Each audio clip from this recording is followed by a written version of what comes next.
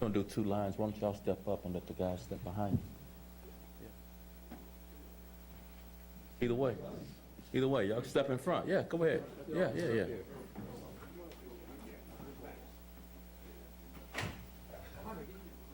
Come on, guys.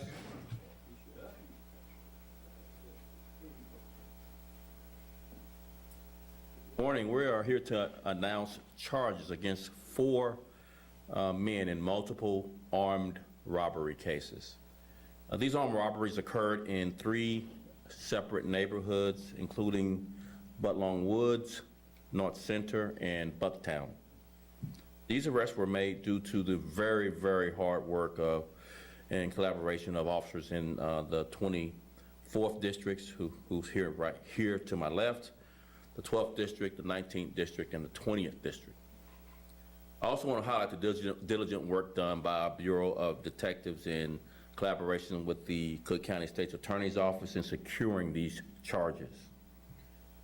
Arrested are 19-year-old Deshaun McGraw, that's D-A-S-H-U-N McGraw, 20-year-old Marquise Green, that's M-A-R-Q-U-I-S-E, Green, 20-year-old Marcus Carter, and 21-year-old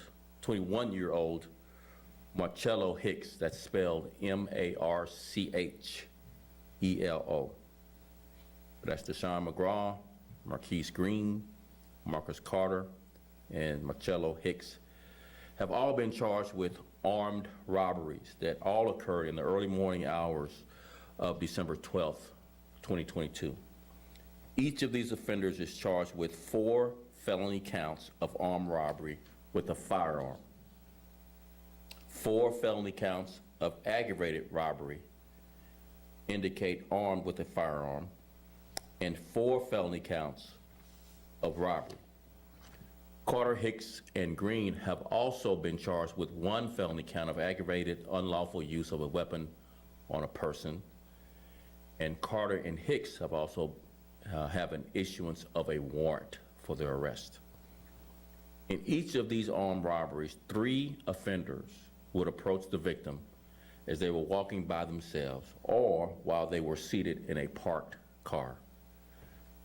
3 of the offenders would then demand property from the victims and proceed to go through their pockets and their cars before fleeing in a waiting car. The first 2 incidents these offenders are charged with occurred on Monday, December 12th, between 3:15 a.m. and 3:18 a.m. in the 2400 block of West Berwyn Avenue, B-E-R-W-Y-N, and the 4300 block of North Levitt Street. The other 2 incidents that are charged today are had also occurred on Monday, but in the daytime between 10:26 a.m. and 10:39 a.m. in the 2100 block of North Claremont Avenue and the 4100 block of North Wolcott Avenue. The 19th, 20th, and 24th districts have been experiencing a rash of similar robberies, and shared information across all of these districts, to include the 24th districts, led to the location of these offenders while in traffic on December 12th. The offenders fled once located by officers and crashed their truck near Winnemac and Oakley, and the offenders fled on foot. As they fled, officers developed a perimeter and established assistance with citizens, and through the use of surveillance video, located all 4 offenders hiding in a garage in the 5100 block of North Oakley, and officers placed these 4 offenders in custody. 3 weapons were recovered during this investigation that were used during these robberies. Detectives are continuing to work and determine if these offenders are connected, which we believe, to dozens of other armed robberies in the areas listed. We issued a community alert about these robberies earlier this week. And I just can't stress enough the coordination and very hard work of these officers. That's why we have them standing up front. They get a lot of criticism. Rarely do they get credit for their hard work. So give them credit for their hard, dedicated, courageous, brave work in bringing these people to justice that led to the arrest and the charges of these 4 violent offenders. They're the reasons, these officers are the reasons these offenders are off the street. I also want to thank our community members for helping us apprehend these dangerous individuals through their private video. That assistance was clearly helpful in securing these charges. But it also is a clear example of the great work when police, prosecutors, and the community all collaborate to improve safety in Chicago. And lastly, I would say, before taking a few questions, these offenders need to be held without bond. They need to be held in jail. Every moment that they're going to be out of jail, whether on electronic monitoring or otherwise on bail or bond, is they'll be committing more robberies. They're a threat to this community. They're a threat to our officers' safety. These are dangerous people, and they need to be held till trial. With that, we'll take a few questions.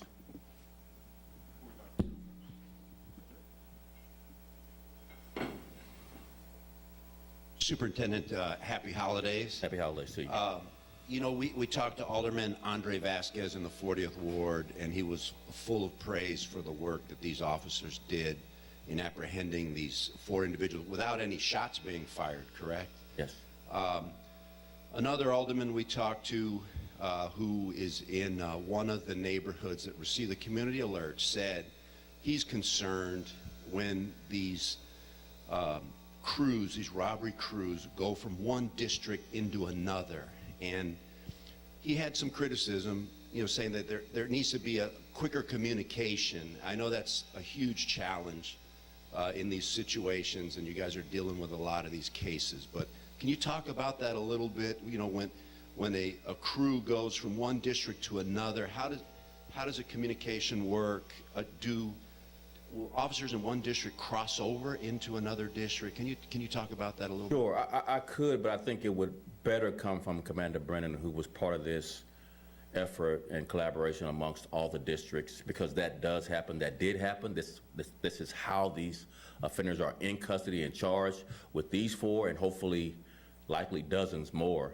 We had to put a little bit more work in the investigation, but Commander, you mind coming forward and just talk a little bit about the coordination across the districts that led to these offenders being apprehended?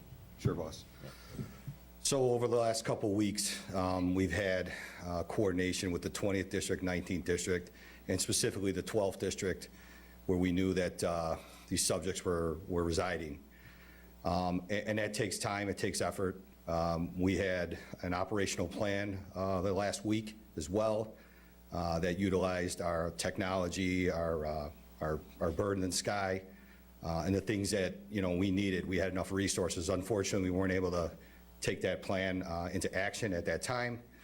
And these people were moving at a speed that was, it was tough to catch up to them. So, you know, we were catching midnight robberies, and then other districts were catching daytime robberies, and it's a culmination of everything. So you put together the pattern, the group, you know, the how they're performing it, and, you know, it's just a matter of time before we were able to get on them. And unfortunately that day, which we didn't really discuss about, was we actually on-viewed a potential robbery, and that's what started the pursuit that led to the apprehension of these offenders. So we were in the right place at the right time.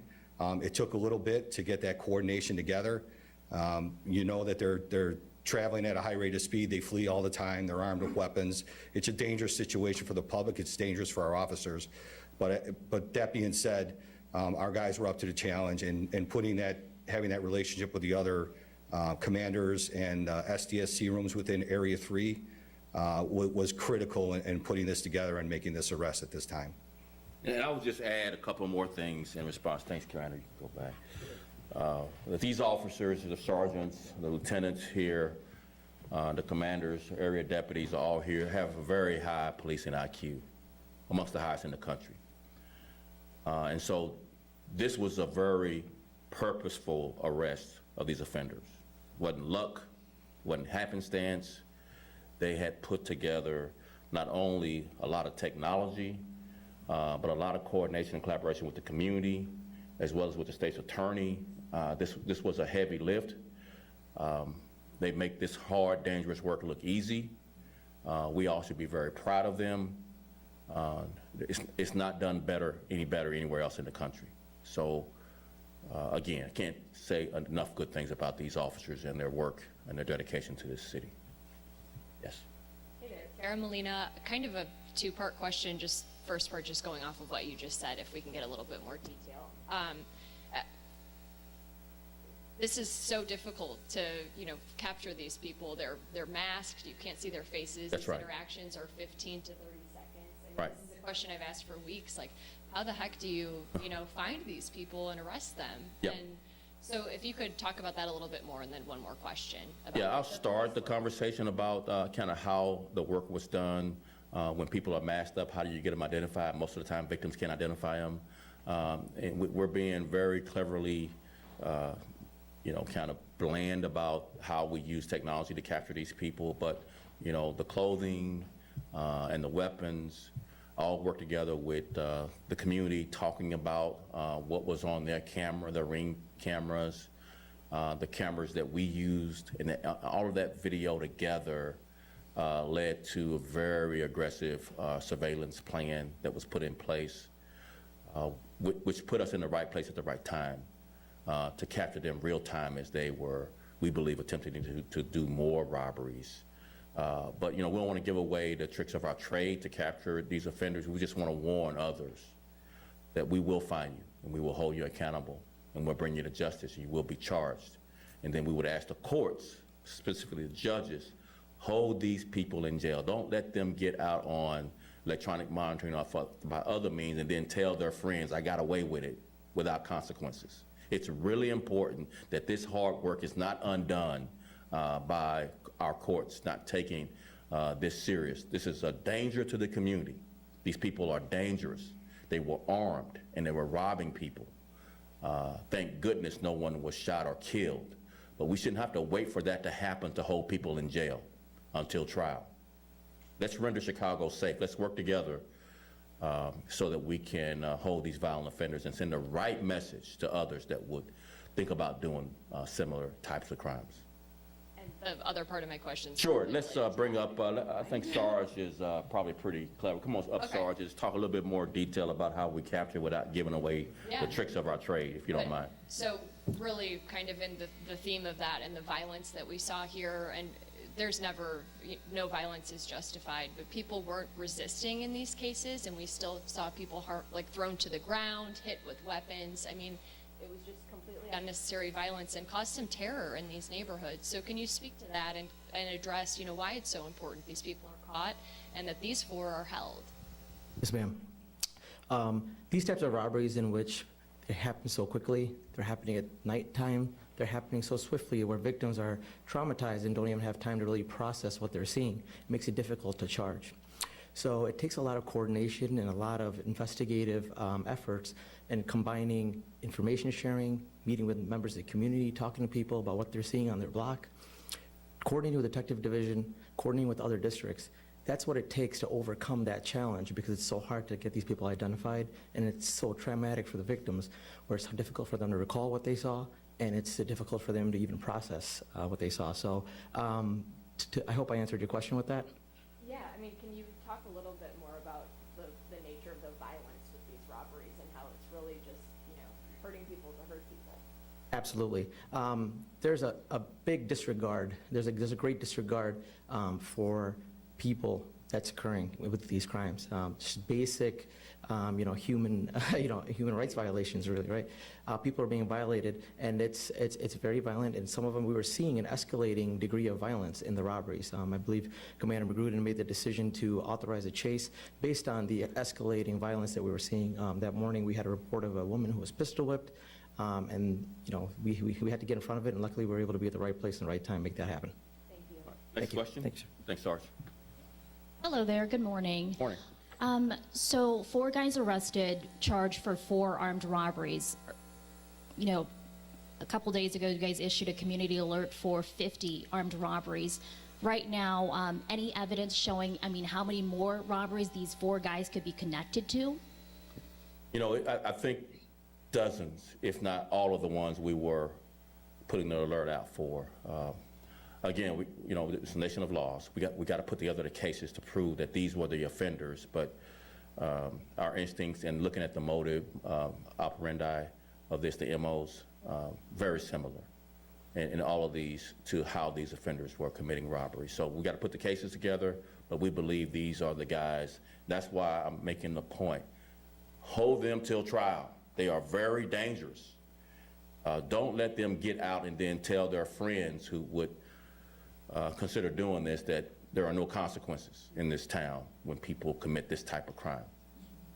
Next And question. just one more follow-up. Sure. So I talked to a victim this morning. She was thrown to the ground going to lunch with her mom and her siblings, thrown to the ground, mom pistol whip in broad daylight around 3 p.m.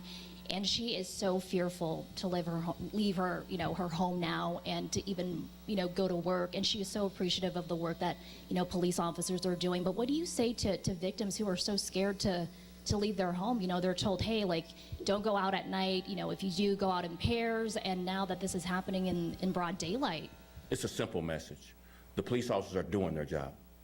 They're risking everything to make Chicago safe.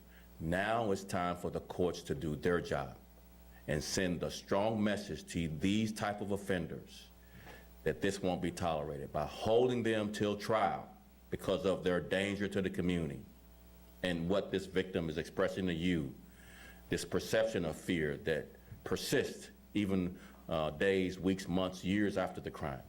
To send the right message so that people can feel safe in our courts. Other question? Mayor Kawash, ABC 7. Superintendent, do any of the 4 suspects have a history of criminal? Not much of a criminal history that we have seen through our checks of their criminal history. That's not to say they hadn't gotten away with more than what they've been caught doing. But they're caught now, and let's hold them accountable. And I think one of the biggest shocks to residents when they see these suspects announced is the ages. I mean, we continue to see younger people being charged with these crimes. So what is the message to the community when you see youth being responsible for a lot of this crime? It's unfortunate, but we believe strongly in personal responsibility. Regardless of your age, you should be held accountable for the crimes you commit, particularly with violent crimes like these. Thank you all so very much. Appreciate it.